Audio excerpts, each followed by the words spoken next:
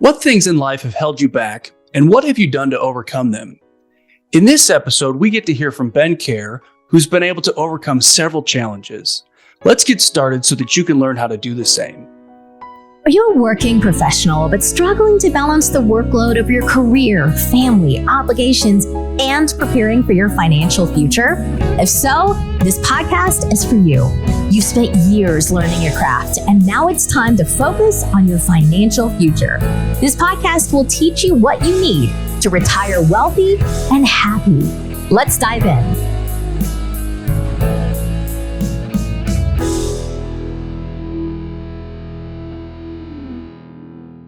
Welcome to the Retire Wealthy and Happy podcast. Good morning, Ben Waller. Today we have the totally awesome Ben Kjar.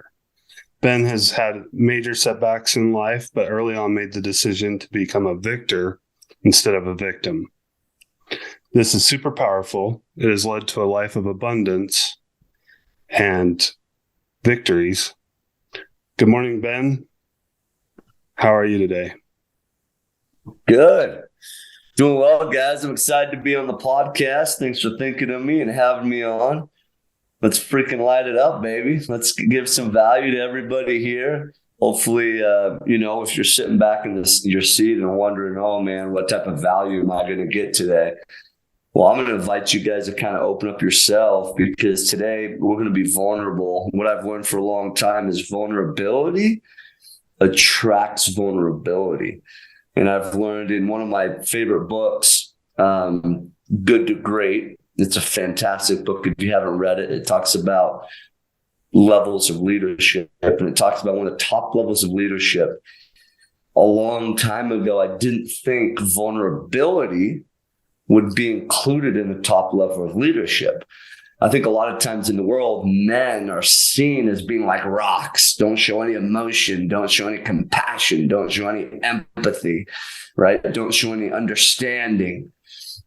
But I think it's the opposite. I think the men and the leaders throughout the world that have been the most impactful have been the people that have shown the empathy, have shown the vulnerability, so the people who are listening can be attracted to them because they feel like they can connect.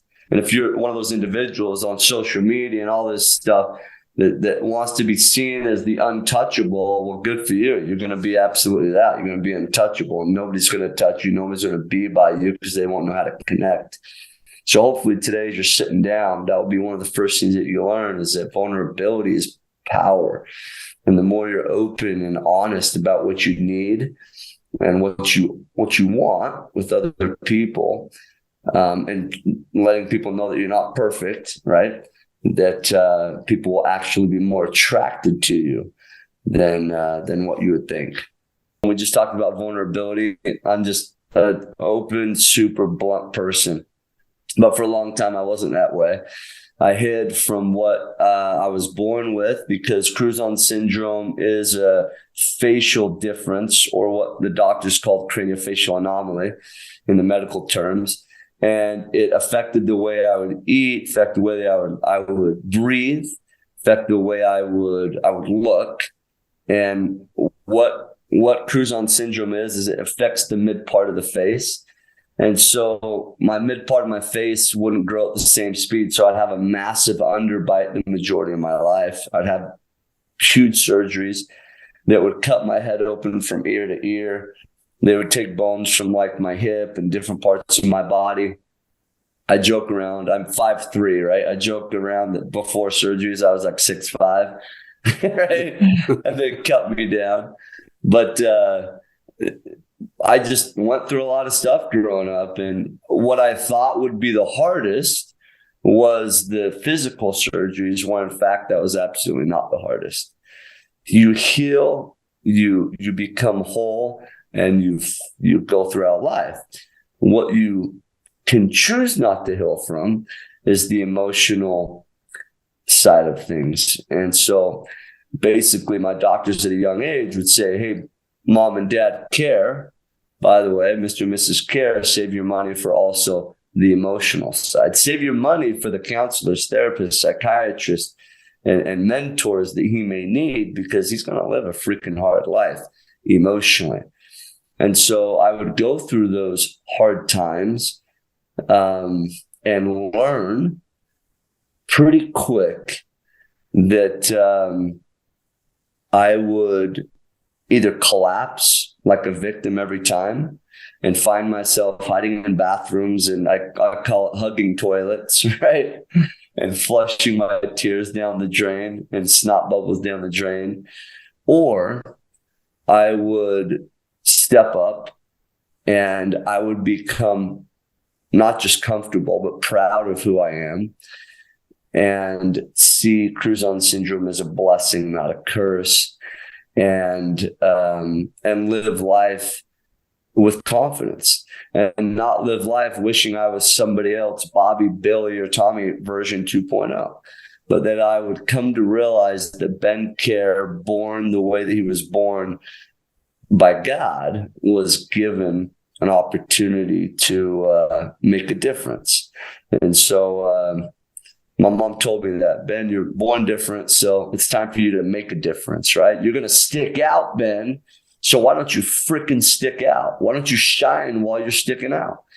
And those words spoke wisdom to me many times, to the point to where she's like, you got to defy the odds. Like, at some point, people are going to tell you can't do something. Well, guess what? You're going to say, yeah, watch me. And that's what I did. I mean, my doctors, they would say I couldn't play contact sports. I said, screw that. Let's do it. I played football, wrestled all the way to, college and through college, and traveled around the world representing the USA in tournaments. And I've been super blessed. Had my fair, share of trials, but they've been, I don't believe in dead ends. I believe in new beginnings. So those things have helped me out a bit along the way. And what I do full time is I speak quite a bit. I'm probably on stages, over 70 times a year. And I've been able to be on some pretty cool stages of crowds of 10,000 people or so. And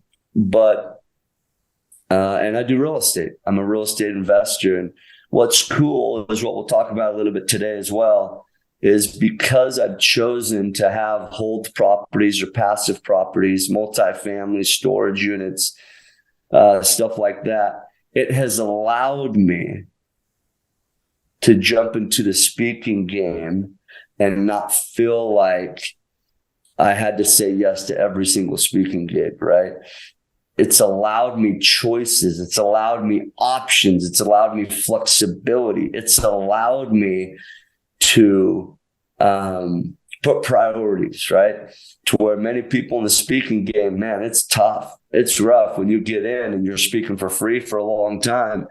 And then the moment you start getting paid, you're taking everything and you're always away from your family. But with me, since I've been able to build my passive income through those type of real estate opportunities, I don't have to say yes to everything. And it's been just a massive leg up, I would say, or advantage over the people coming in. So that's a little bit about who I am.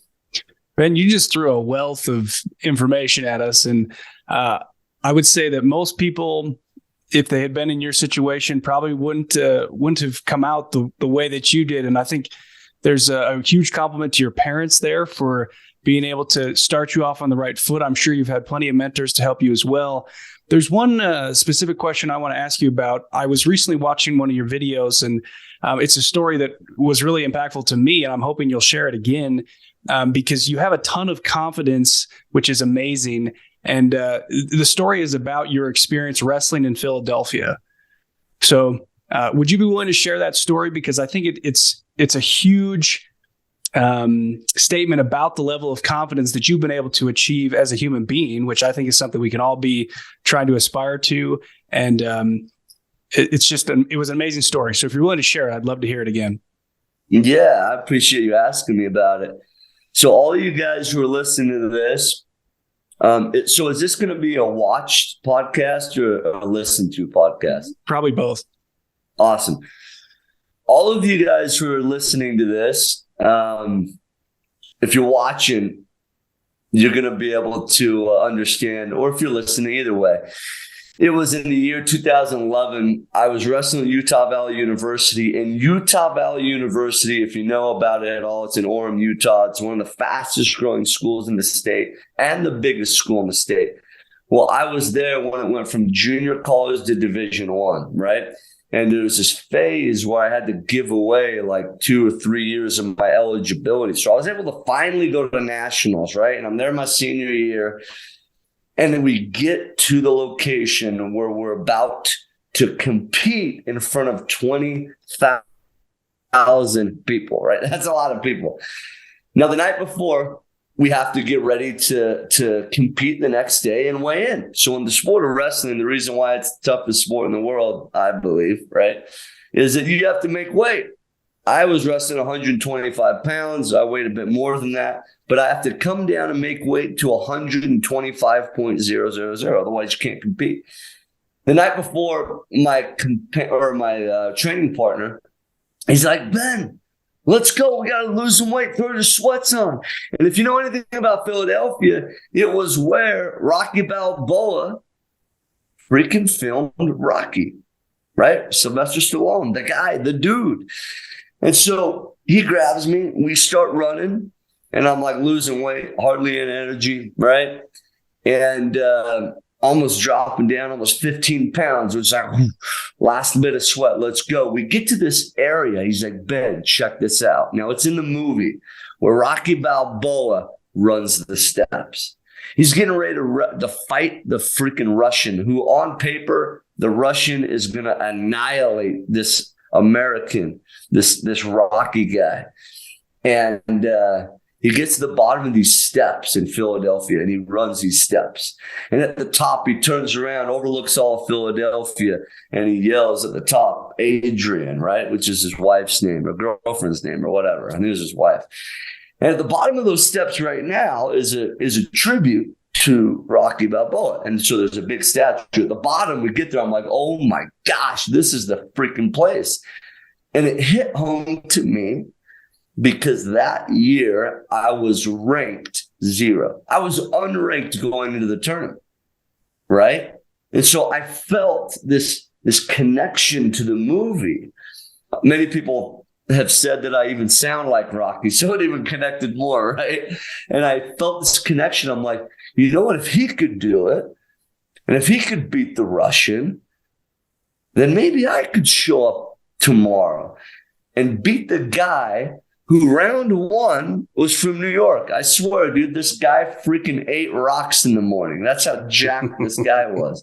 Second round, if I would have got lucky and got to the second round, was a guy who was undefeated that year from Old Dominion. Bad dude. If I would have got lucky and somehow he would have slipped and fell on his back, right, this short, stocky Utah Valley kid that looks different, and somehow he beats this undefeated guy, I would have had to wrestle some guy from Minnesota who ended up being like a 3 or 4 time All-American, and he beat me twice that year. So there was like no way this was going to happen on paper, but I started to believe, and I fully believe in I am statements, and I'd been practicing that, and I'd been living it, and I believed that I could show up. I believed that if I chose to show up, and if I chose to do everything I could to put the pressure on, do everything I could to wrestle to my top ability, to do everything I could to believe I could win before I even stepped on the mat, then I had a shot. So my friend grabs his phone out of his pocket. He's like, Ben, run the steps, run the steps. This is no joke. Go on YouTube and type it in, Ben Kjar running the Rocky steps or whatever. You'll see in 2011, right? This little guy in all his sweats running these steps. And you'll hear my buddy Avery in the background. And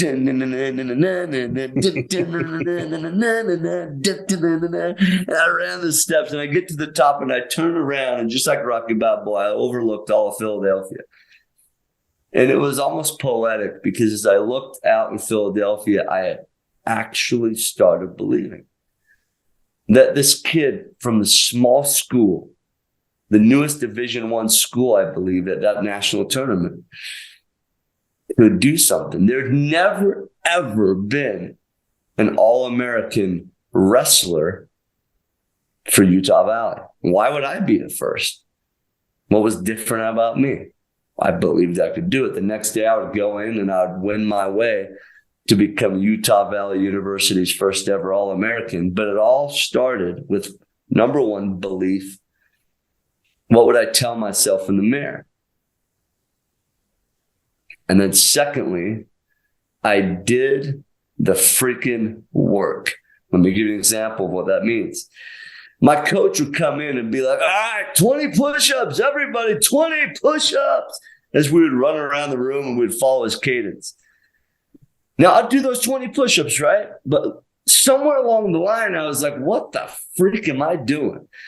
At the end of every tournament, Ben, the people that are running these tournaments give awards away. They give medals away to the people on the podium. And in the sport of wrestling, there's one person who goes to the top and gets the gold medal. And so I started thinking, I'm like, what the freak am I thinking? Doing the minimum, doing 20 push-ups, if I think I'm going to achieve anything more than anybody else. And I had a paradigm shift. I'm like, that's it. I'm going to stop being normal. And I'm going to live above normal, above average. I'm going to live different. And it was a difference that changed my life, because for the majority of my life, if we just chat about, I live with something called Crouzon syndrome. And I've been different. And I've only dreamed for many, many years until I accepted it. I wanted to be normal. And here I am now. Here I was in college, choosing to be different, choosing to stick out, not blend in, and do more. And so as I chose to do more and I did more, it gave me confidence, knowing that even before weigh-ins would happen, even before I'd put on my singlet, even before I'd put on my shoes, even before the whistle would blow before my first match, I believed with full confidence that I could win and that I could be Utah Valley University's first ever All-American. And I did that. And it was really incredible. It was really cool as I went on and did that. And nobody can ever take that away from you. Nobody can ever take those things that you achieved away from you. And so it was a life lesson for me that you can always win before you win if you put in the work. Thanks for sharing that, Ben. I think, first of all, congratulations on your wrestling accomplishments. That's a huge deal. And I think one of the things I'm taking away from that is we shouldn't want to be the same as everybody else. There's a lot of people in this world, and peer pressure can make it really easy for us to do the normal, the average. And if you want to accomplish great things in your life, you need to step out. You need to be bold. You need to be confident and do things differently than other people so that you can, our podcast is Retire Wealthy and Happy. All of those things are available for you if you're willing to put in the work. And I think you could say the same thing about happiness. There's a lot of people in this world that choose not to be happy. And if you're willing to put in the extra work, you can have that for yourself as well. You seem like a very happy person yourself. And I would bet that a lot of that has to do with your mindset and your attitude about life in general. Yeah, you're right. And it's about loving who you are too, right? And making things your own. You had mentioned, not be like anybody else. To start out, I think it's healthy to want to be like somebody in the sense, not be them, but follow their patterns. I think it's super healthy as we start out to find mentors, find iconic human beings that you want to pattern yourself after, and then choose things that they've chosen and follow those steps. For an example, if I know there's a world champion in the sport of wrestling, and I'm training in the same room as him, and he does, when the coach says 20 push-ups, 25, that's a very, very healthy thing to follow. It doesn't mean I become that person, but it means there's certain steps and processes that allows us success. But at the end of the day, I heard this the stat the other day that there's like now 8 billion people living in the world. Unfortunately, we don't have 8 billion perspectives, right? A lot of people think in the U.S., you have a Republican and a Democratic and maybe an independent perspective. I think it's healthy if some people actually live and share their perspective. I have a good friend that told me, and this like blew my mind. He said, Ben, what is the most wealthy and rich piece of land in the world? And I'm like, that's a good point. That's a good question. And so I started thinking of all these like oil countries, Saudi Arabia, whatever, right?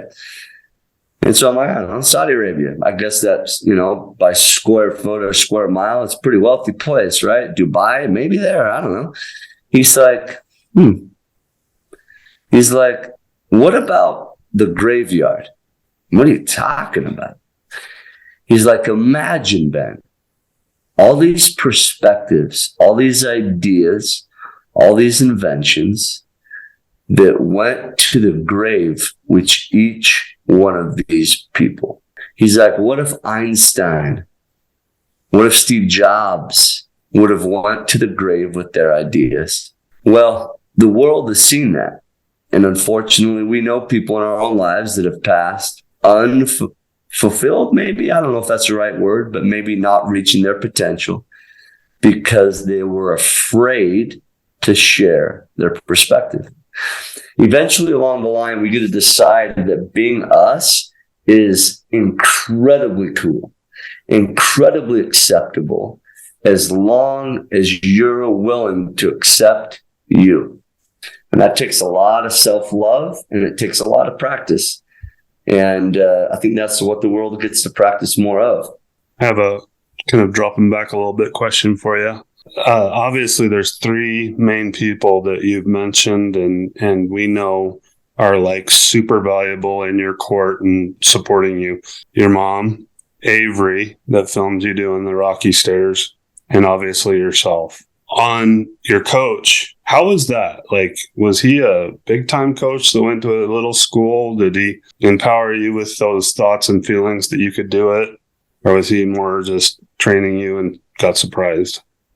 Those are some good points. My college coach was my youth coach. Good man. One thing that I feel like I could have had more of in college was a vocal coach, a vocal leader, right? My coaches in college were really good at wrestling coaching and taking me to the wrestling gym. I felt like I could have had more coaching and practice in the mind gym. My buddy, out of high school, I went to Oklahoma University, and my teammate was a guy named Sam Hazewinkle. I competed against him in the Olympic trials in 2012, and he ended up beating me, and he ended up going on to being the Olympian. And I remember going up to him after, I'm like, Sam, what do you feel like set you apart? He beat me by a point. He's like, what do you think set you apart in this tournament? He was like, Ben, I hired a mind coach. And I said, yeah, I didn't hire a mind coach. And so you guys listening, you need to find someone out there. I don't care if it's a coach or a mentor or someone that you can invest in, that you know will invest in you, because it doesn't matter if you get healthy. It doesn't matter if you get wealthy. It doesn't matter if you get retired.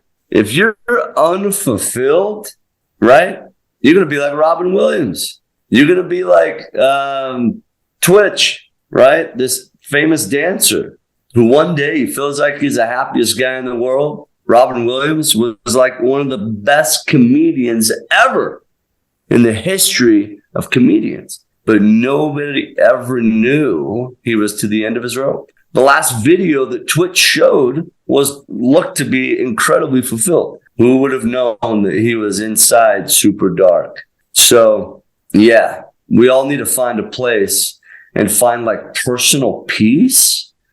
On social media just this morning, I posted something about self-love. I know, Ben, you said, hey, everything seems to be happy. Everything seems to look really great in your life. I'm very blessed, but it doesn't mean I don't have freaking dark times. It doesn't mean I don't have demons. And so I think we all get to find find people that we can put in our crew and on our team and in our tribe that can help us be fulfilled in who we are. Ben, how would you say things have changed with regarding your work-life balance in your family? Yeah, no, I appreciate that. It's a great question. I think that's a lot of what people ask to themselves, right?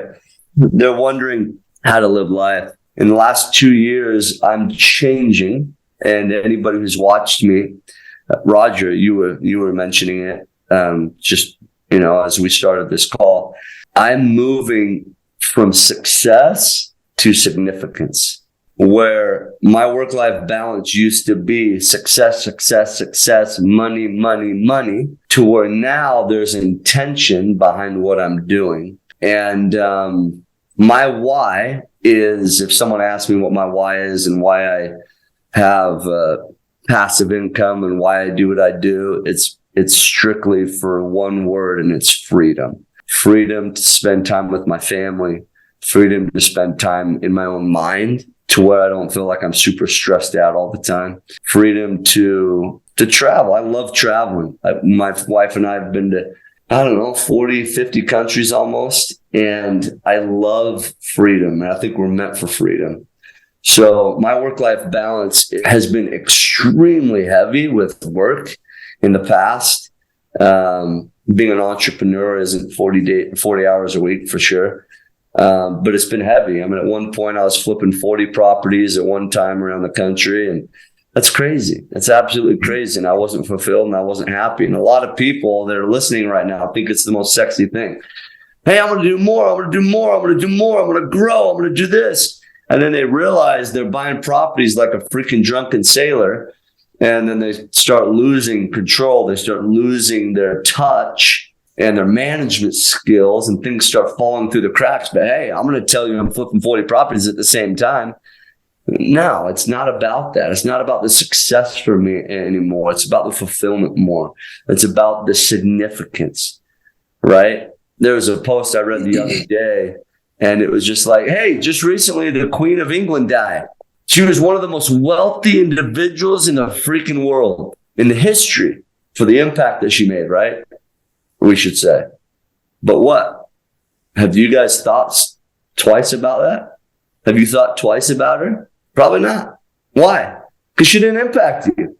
So I think a lot of times we try to look for these riches. We try to look for this royalty status. That's success. And we forget significance. But at the end of the day, when we're all 6 feet under, because everybody thinks everyone else is going to die. Everybody thinks everybody else is going to die, but not them. No, I'm beyond that, right?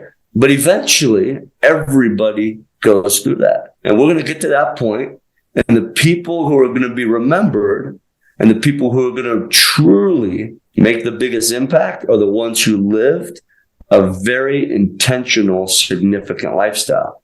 And that's what I wanted. And I am willing. I believe you can have it all. I really believe that you can have it all. But if I had a choice, I'm willing to sacrifice my success for more significance. And there's people that have done that in the past. One of them, in my opinion, has been the best of that, has been the man Jesus Christ. And many people would say he wasn't the most successful in terms of life.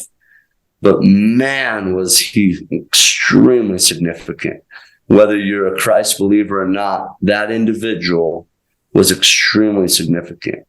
And I think that's something to think about. Ben, I want to just kind of re-summarize what you're saying here. If I'm hearing you correctly, you started out with a very strong why, which is freedom.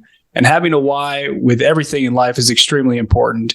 You took your why, you were able to work really hard to find success for yourself. But so you were building that success so that you could create more significance and have more influence in your life and in other people's lives. Is that a good summary of what you're saying there? Yeah. And what's fun is that I believe you can do both. I believe you can have it all. I believe it's intentional though. I believe there's a lot of people that are successful that don't have true intention to be significant, sincerely and genuinely significant. And so I really like to surround myself with the individuals that know how to be successful and significant. I'm attracted more towards the people who are even significant and not successful, because I think their true intention is to impact and treat people kind and just to live like a really genuine life, right? So in the significant space, I'm a big believer in the teach a man to fish philosophy. Give a man a fish. This is kind of a Christ cliche, but it's, all I do is I constantly try and teach people. I don't really care about the money. I miss out on so many realtor commissions. It would be astounding.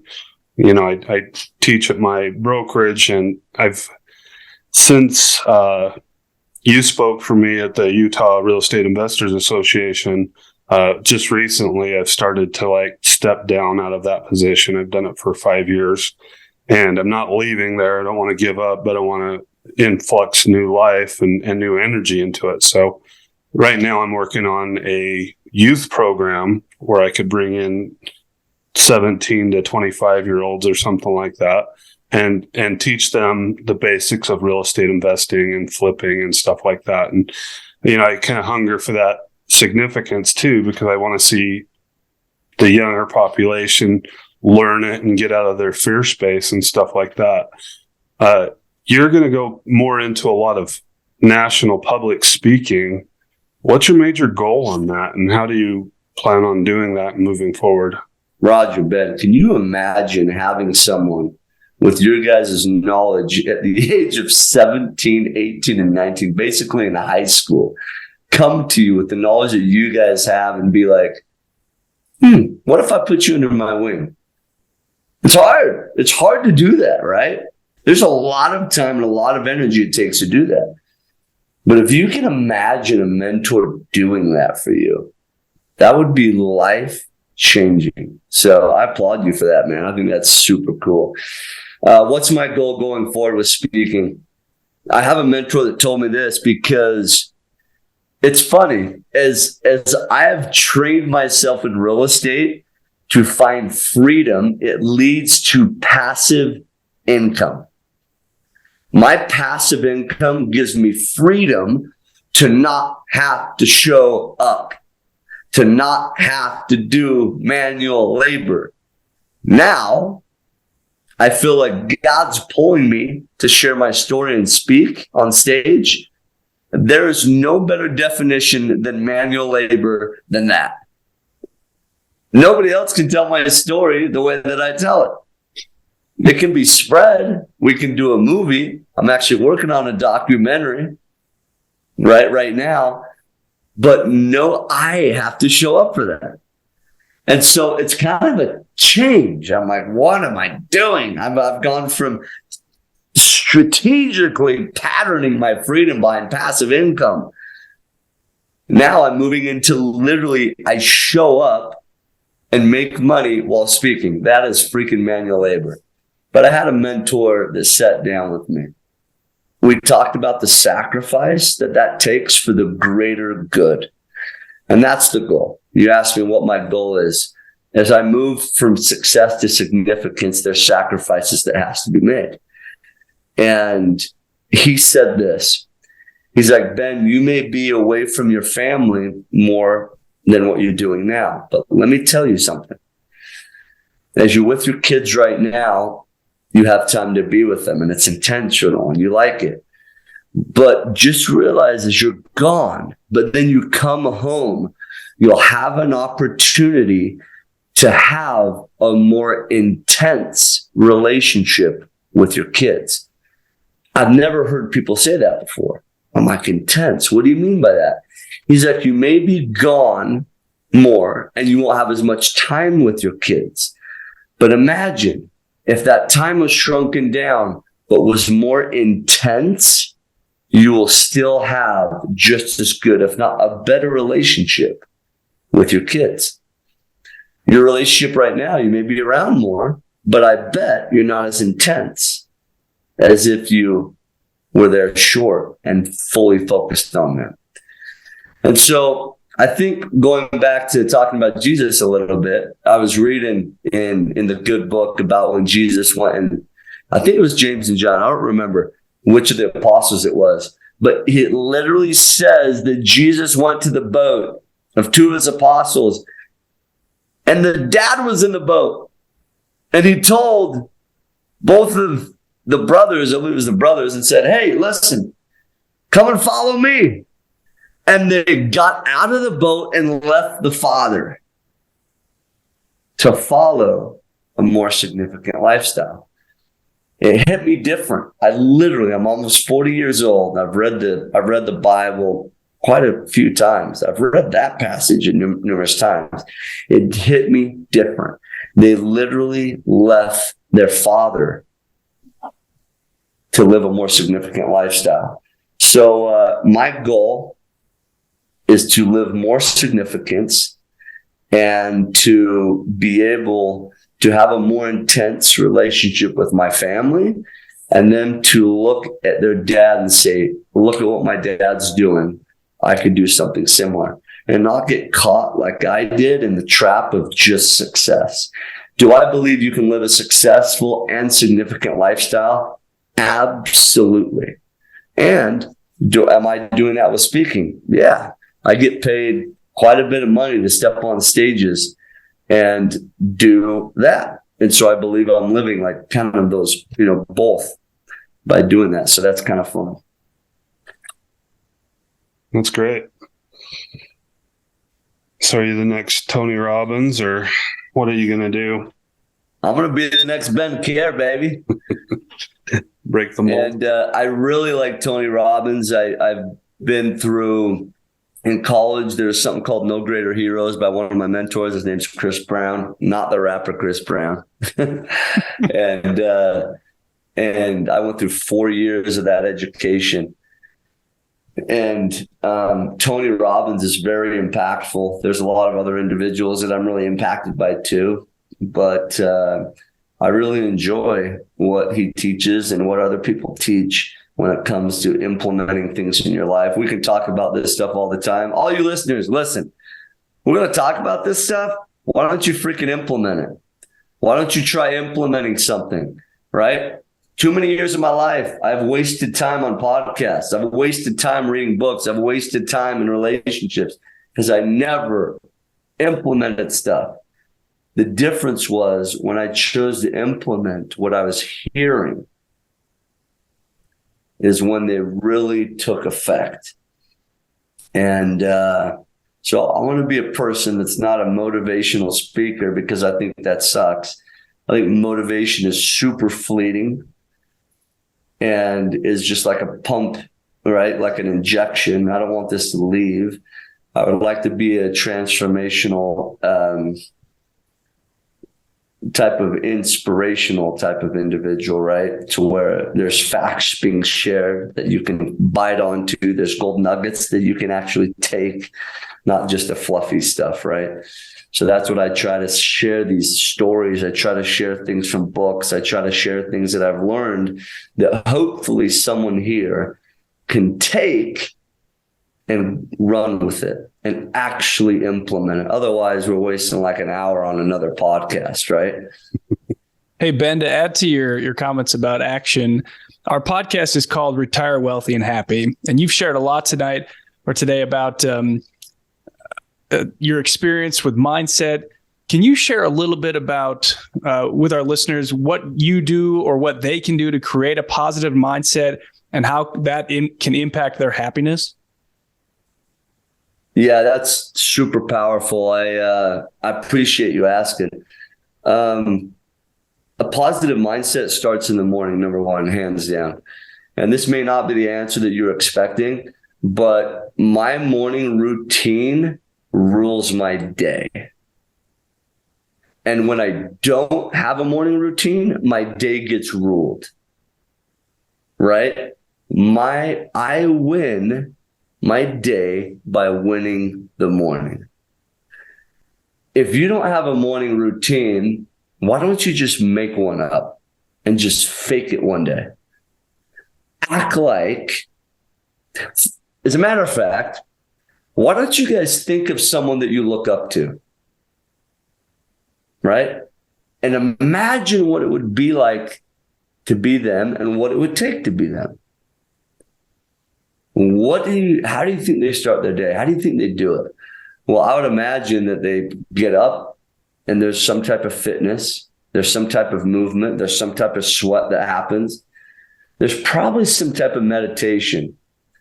Tony Robbins says, if we don't have 10 minutes in our day to focus and to think and to plan, we don't have life.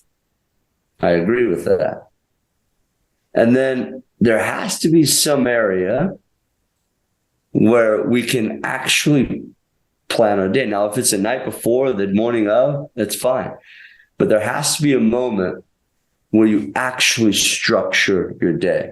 Hopefully your morning consists of positive self-talk, telling yourself that you can do something, having a movement in your body. Fitness, I think, is powerful, and have some type of meditation. That, to me, is how you gain confidence, is how you gain fulfillment, and how you gain a positive mindset by scheduling it in your day. And I don't think there's a better time than the mornings to do that. Some great advice, Ben. Talking about morning routine. I took a note down right now to improve my morning routine. So thank you for sharing those comments. Yeah, I find it's the best when you do your planning the night before and you structure it. So you're like, okay, tomorrow I'm going to hit the gym. You know, my first thing every day, like my first goal and my first accomplishment, my first win is making the bed. It's like, takes you like a couple of seconds and you've already got that one win. And it's like, all right, what's next? You know, what do you do as far as physical stuff? Are you still wrestling? Did you say you do jiu-jitsu? Yeah, great question. By the way, to hit off what you said, there's a lot of wisdom behind making your bed in the morning.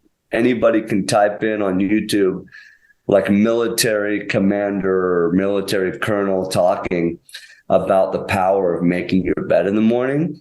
And he talks in this like elaborate, really cool speech. I think it was at a graduation, if I remember correctly, about the power of doing that one thing in the morning that gives you that sense of accomplishment. And he talks about the power of making your bed. Really cool. Now, what do I do for physicality or fitness or anything like that? I make little goals. It's really hard for those athletes out there.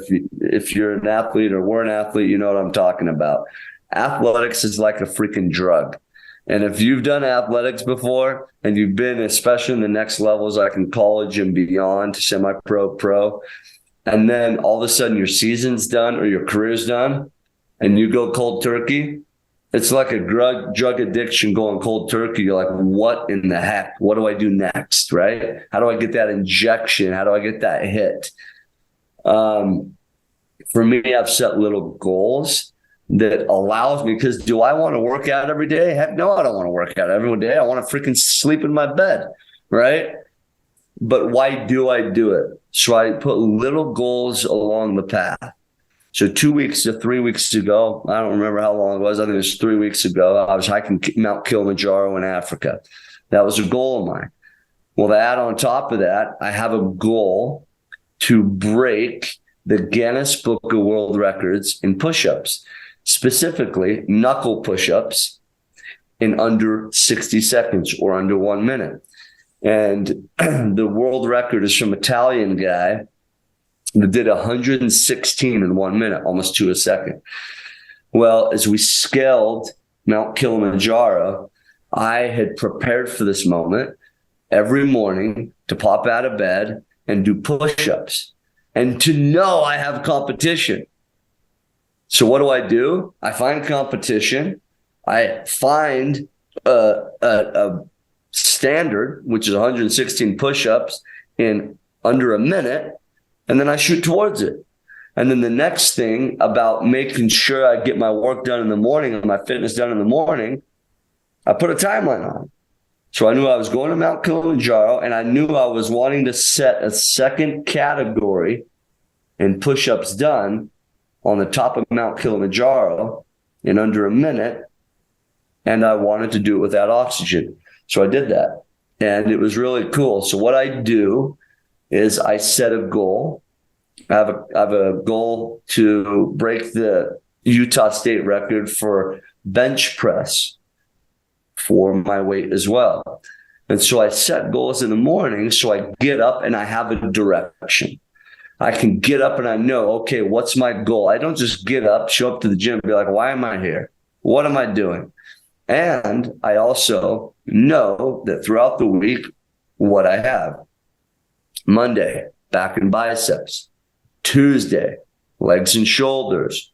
Wednesday, I do like a cross training or a rest day. We grow the most in our rest days, actually. I think some people work out every day. For me, my body doesn't work that way. I grow the most in those off days.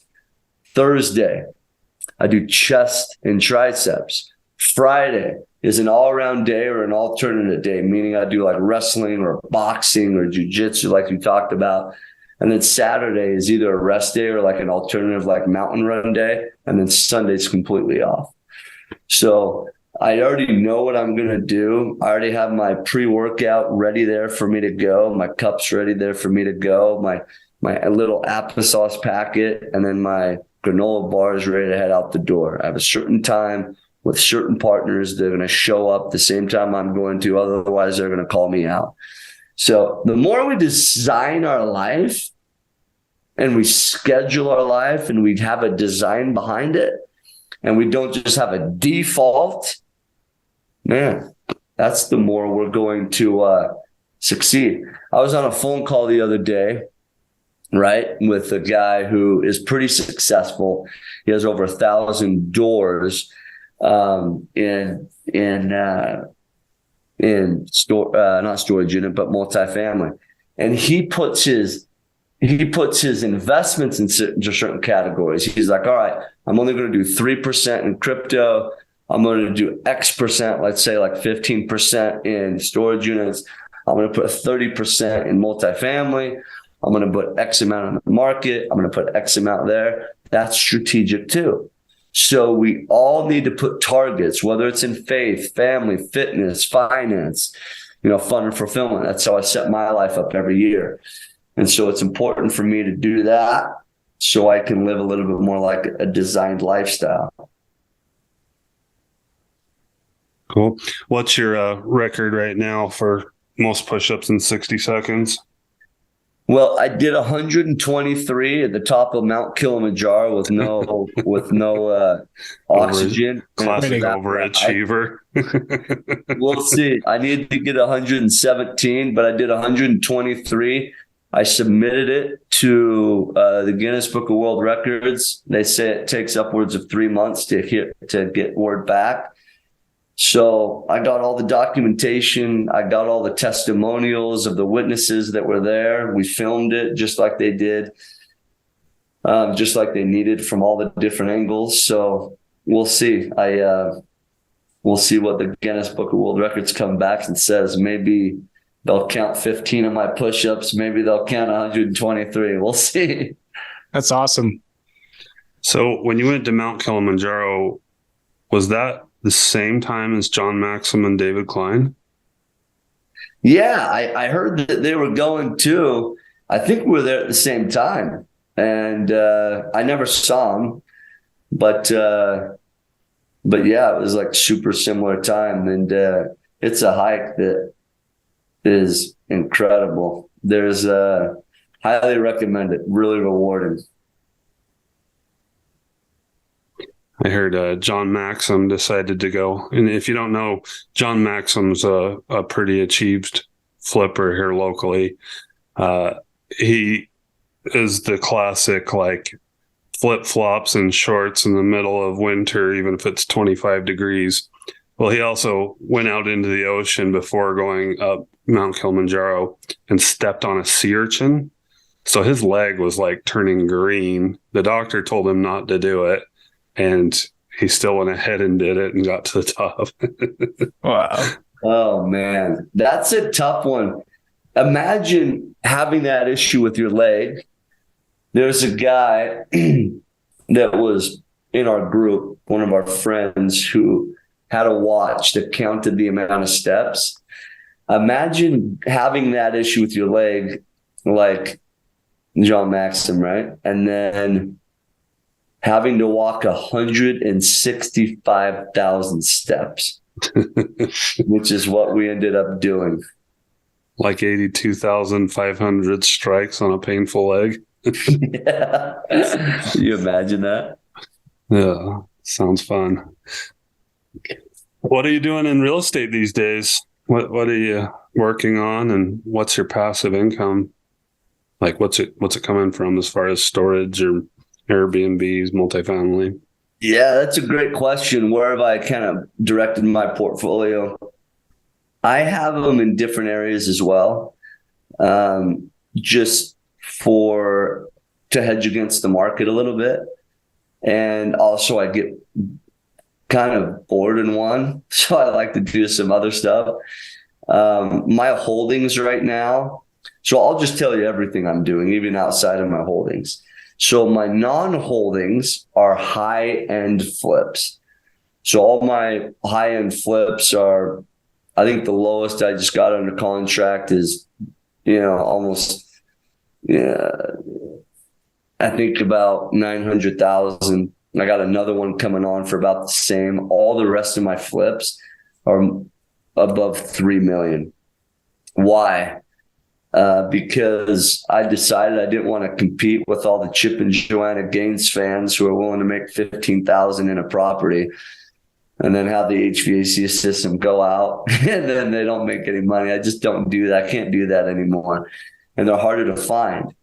And so I jump in with a barrier to entry of really money and finances, and buy $1 million properties, throw $500 to $1 million into these properties and sell them for a lot more. So that's what I'm doing now on my flips. On my holds, I have multifamily, I have storage units, I have some retail commercial buildings. And then I've recently got into, especially since COVID, I've taken advantage of the market of what COVID offered me. And this is that. When COVID hit, a lot of the old school people that own these motel and hotels are like, I am freaking out of here. They're like, government's shutting down my travel for my hotels. Nobody's staying here. And a lot of them have owned the motel or hotel business before Airbnb, VRBO ever came about. But they still have the zoning of nightly rentals because it's a motel hotel. So what I've done recently is I've bought motels, and I've restructured the HOA. If there's one, I've restructured the management, and I've restructured all the marketing so that they could be short-term rentals, medium rentals, medium term are like corporate rentals, right? Or I could turn around with a short-term lease. And let's say COVID 2.0 hits, right? What you could do is you could because normally the rule in motels is you can't have someone there for more than like 28 days. So what I'll do is I'll put a 28-day contract that's renewable. So for an example, I have a rental, a motel I bought right on Main Street in Springville. And there's a lady there who's been living in this motel underneath that renewable contract for over 20 years. And so there are legal ways to get around some things if you want to hedge against any market that could come our way. All right, Ben, now it's time for the final four. These are questions we like to ask every guest on our show. So without further ado, let's jump into the final four. Ben, what is your favorite business book? Man, that is so good. I love that. I mean, let me just give you a couple answers. I shared one earlier today, or earlier as we chatted on this podcast, called Good to Great. Good to Great. That's fantastic. Talks about true leadership. Number 2, Think and Grow Rich. No joke, guys. Our minds are the biggest pot of gold we can have. My first flip was one where I didn't have money. I didn't have a great W-2, and I just thought my way into this flip that allowed me to start my real estate portfolio because I didn't have any money. And I ended up getting it with seller's finance because I put everything under the roof on it, under a contract. And just so happens there was a Camaro and a Lotus in there. There was I think it was like a 68 Camaro and a 73 Lotus, which I sold to pay for the rehab. And that allowed me, that thought that I had in my mind that allowed me creative financing, allowed me to start to garner that wealth. So Think and Grow Rich is a very powerful one. Both great books. Thank you for sharing that. Next question is, what brings you happiness? Connection. Hands down. I think what we lack in this world is human connection. When we go traveling around the world, when people want to sit on the resort and put their feet in the sand and the water, that's not me.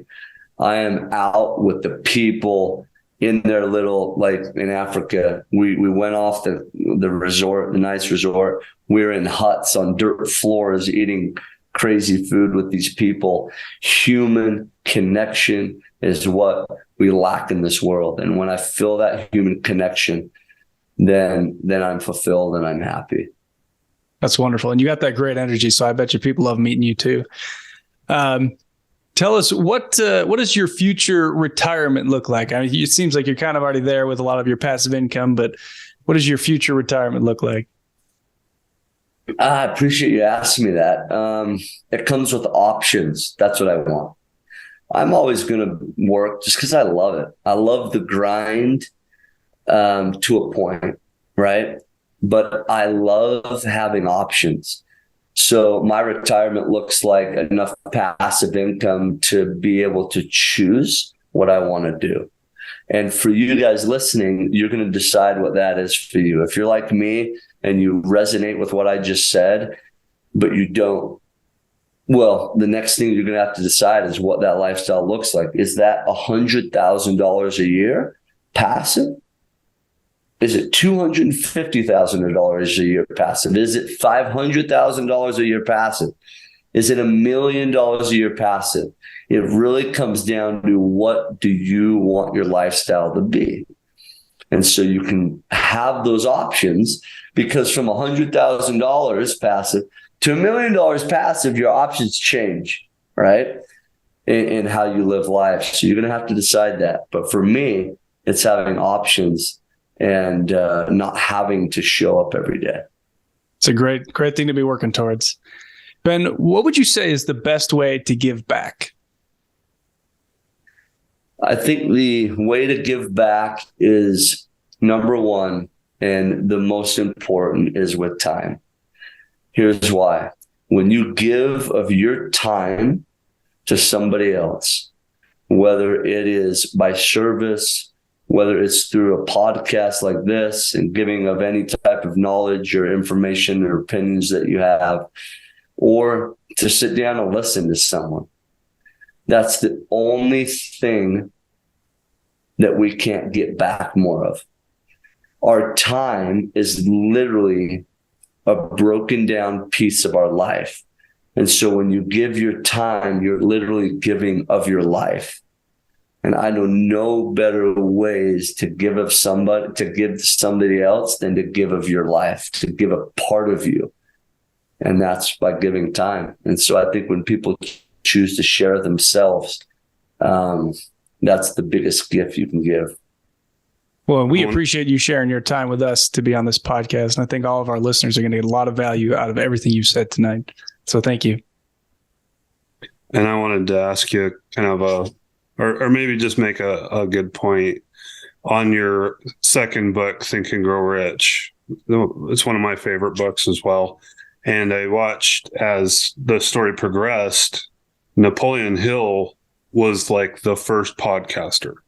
He was the guy that went to all these wealthy individuals' buildings and sat down and talked to them and went through their stuff.